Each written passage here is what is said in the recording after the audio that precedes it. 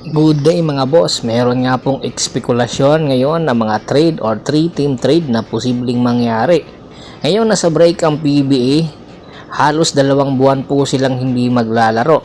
Kaya yung iba nagpapalakas po at yung iba ay talagang purong-puro po na yung may mga injury na kupunan ay talagang yung kanilang mga main players ay pinagpapahinga nila.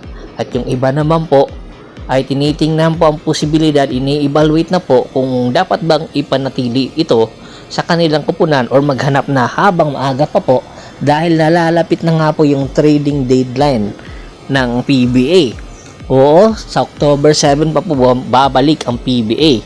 Isa na po sa pinag-uusapan ngayon ay yung Alex Stockton. Si Alex Stockton matagal na pong inilalabas ng mga vlogger at syempre ng mga sports mas guru at journalist na itong si Alex Stockton ilalagay na nga po sa trading block.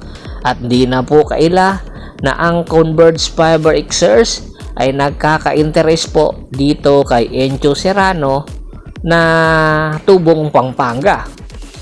Bagamat tubong Pampanga ito, alam nyo ba na ang kanilang head coach siya rin ang tatay-tatayan netong si Encho Serrano. Pero hindi po ang Converge Fiber Xers ang may-ari ngayon ng kanyang rights. Siya ngayon ay naglalaro sa MPBL sa ilalim ng Abra Weavers. Ang may nagmamay-ari po sa kanya ay yung Phoenix. Kung kinakailangan po ng trade, kung sakali nga po nakukunin ito ng Converge Fiber Xers, ay tiyak dadaan po ito sa Phoenix Fuel Masters or kumbaga hahanap or hihingi ng approval. Pero syempre dahil nga quality players pa rin po itong si Encho, ay syempre hindi po basta-basta papayag itong Phoenix Fuel Masters na basta-basta na lang ibibigay itong si Encho nang walang kapalit. Kaya naman po pinag-uusapan po ngayon ang posible pong mangyari na isang 3-team trade or 2-team trade involving nga po dito itong si Alex Stockton at si Encho Serrano. Yung dalawang player po ay halos magkakaiba ng kakayahan. Una, malaki ang tsansa ng bawat kupunan na mapupuntahan po nila sa mga players na nabanggit natin ay makakatulong talaga. Especially itong si Alex Stockton. Si Alex Stockton, sino nga ba ang head coach ngayon ng Phoenix? Si Charles Chu.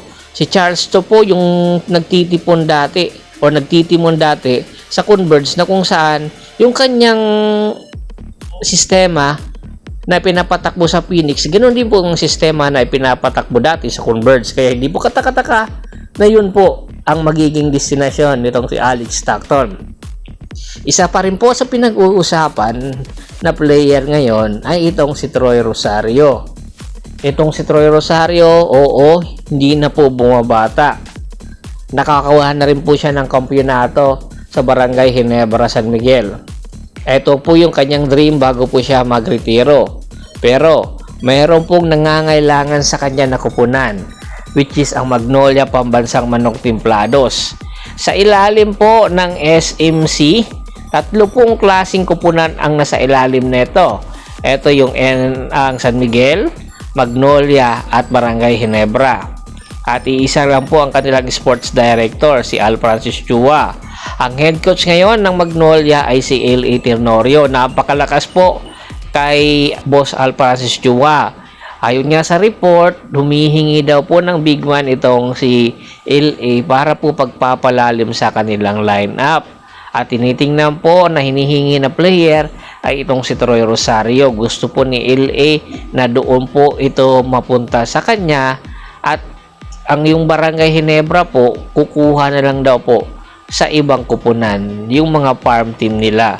Kasi nga po, syempre ayaw po mapahiya itong si L.A. Tenorio dahil halos po magdadalawang taon na ito na magiging head coach ng Magnolia pero hindi pa rin po nakikitaan ng magandang resulta sa paghawak niya sa coaching or head coach staff or head coach ng Magnolia itong si LA. Kaya gusto niya yung kanyang lineup palalimin din para nang sa ganon ay meron siyang maipakita na improvement sa kanyang stint sa Magnolia. At hoping po itong si LA na anytime po ay mapagbibigyan siya ni Boss Al Francis Chua sa kanyang hiling. Ang tanong na lang po dito, papayag ba itong si Tim Cone na bibitawan si Troy Rosario? At kung sakali, sino naman pong ipapalit ng Barangay Ginebra kay Troy Rosario, na kung saan ay napakalaking tulong din po nito sa Barangay Ginebra? Tingin nyo ba matutuloy ba ito? Ito lang naman ay mga rumors pa lang naman po. Posible pong mangyari, posible rin po hindi. Komento na sa baba ng video at pag-usapan po natin yan. Once again, this is Percival Monteron at your service. Don't forget to subscribe my sports channel at don't forget to click the notification bell button para nga maging updated palagi sa kwentuhan. At bago pa man natin tapusin ang ating kwentuhan, shoutout muna tayo sa mga solid na followers na lagi pong sumusuporta sa atin. Kay Kagawad ka sa kinudukusin ng Hagonoy Bulacan, Anthony Laki Alon at sa Laki Alon family, Domingo Obuob, Scott Ranger, Rene Dineros at sa Dineros family, Mr. Ricky Lanza ng Ricky Rider TV ng Tansa Cavite. Pakibisita na po ng Half Price PH Polgoso at Boston para po sa mga karagdagan sports balita.